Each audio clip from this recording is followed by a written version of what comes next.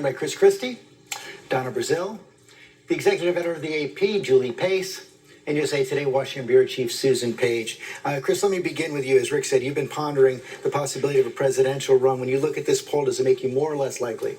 It doesn't have any effect one way or the other on my thought process politically, either for myself or for anybody else. Look, I think it tells you something we already knew, which is President Biden's got problems.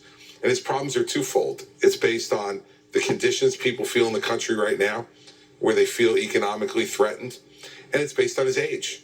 And I've been talking about this for a while. I mean, I think the American people look at him and they just think he's too damn old. And that's what the poll shows. On the Republican side, until there is a campaign engaged, Trump is untouchable. By definition, as you know, a candidate is untouchable until they're touched. And you see what the reaction is to being touched. And that will happen in this race. There's no question in my mind that he will be attacked directly. So far, very few of those, including the ones who are already in, are willing to take him on frontally as you have.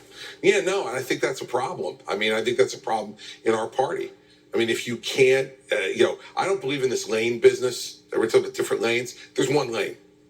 And the one lane, Donald Trump's at the head of.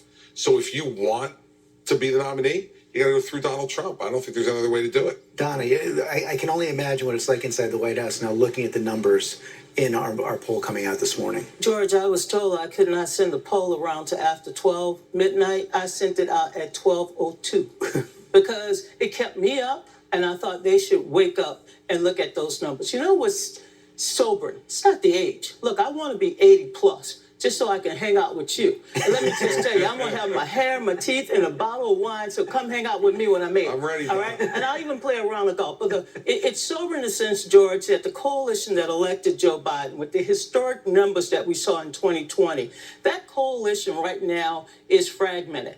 That should concern them. The second thing that should concern them, of course, is that they are still unable to get a real good, strong message to the American people, not just on their accomplishments, but where they want to take the country. And so while the Republicans are operating on fumes, you say there's no lane, well, there's fumes, because it's nothing but blue smoke and mirrors. The Democrats operating on policies that they've passed, policies that have enabled job growth.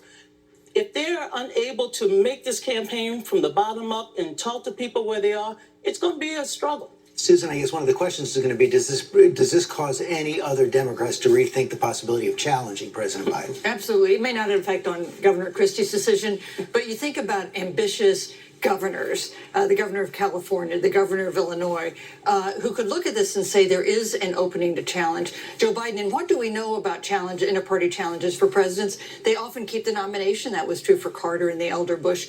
But they turn around and lose the general election, so weakened by an inter-party challenge. And that is, if this poll is confirmed by, say, another reputable poll, that is going to be, I think, a growing concern within the Biden. I think, Julie, one of the things that has, I think, kept Democrats from thinking of challenging President Biden is either fear that Donald Trump will be the nominee, or kind of a hope that Donald Trump will be the nominee and Joe Biden is best positioned to beat him.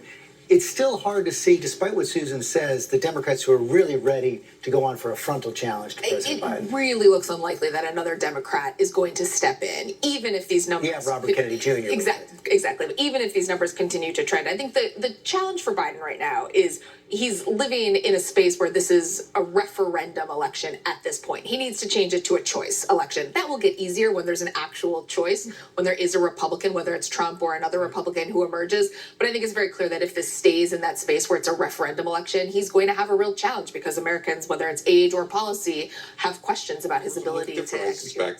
But I would say on Biden, I do not believe there's any credible Democrat who will challenge the president. As long as the president's health is okay, I don't see any credible Democrat challenging him. We all know how hard it is to be challenging an incumbent president.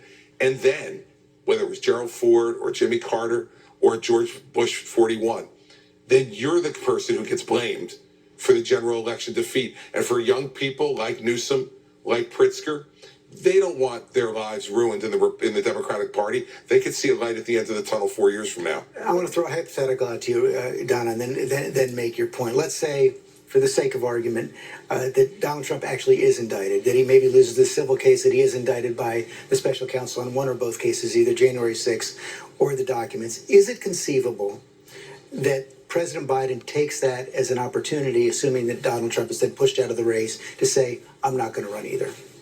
Well, George, we're a long way from the nomination in August of next year. And of course, we're a long way before the presidential in 544.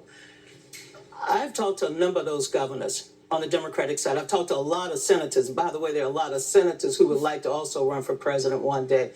They all like Joe Biden. You know, there's a likability factor here, too. And it's not just the respect for his age and his wisdom, but the fact that he has a good bond and a relationship with Democratic voters. I saw someone that we both know come in for a donor meeting. I said, are you sure people are excited? She said, we're excited. So there's a legitimacy to the Biden reelection campaign, but he has to tap into it. But he also needs to turn all of those Democratic governors and senators and others into real strong surrogates to get out there and hit the road. Because I'm telling you, when you see that number with black voters, let me just tell you, somebody we both worked for, and our ex-president Clinton saw those numbers, the first black president, he would have called us at 12:01 when I sent that poll and say, get out there and start working. One of the puzzles here, Susan, is these feelings about the economy right now, despite the fact that a recession has been forestalled, at least for now. And we saw those jobs numbers on Friday, 253,000 jobs, created incredibly strong job creation for a long period of time. Yeah, it's not as though things are catastrophic in this country. Record low unemployment for black people in this country, and yet they're still not with Joe Biden. People are obviously very concerned about inflation.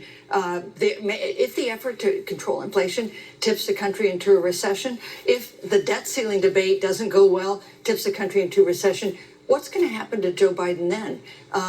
I understand that it is a big thing for an ambitious Democrat to challenge a president. Maybe it's not the person who will win the nomination, but it's going to be an appealing thought if the president continues to show this kind of weakness. Appealing also, not just for a Democratic challenger, but for a third-party candidate, and that would be very bad news for this White House. Yeah, the no labels campaign, which a lot of people would believe would be a spoiler right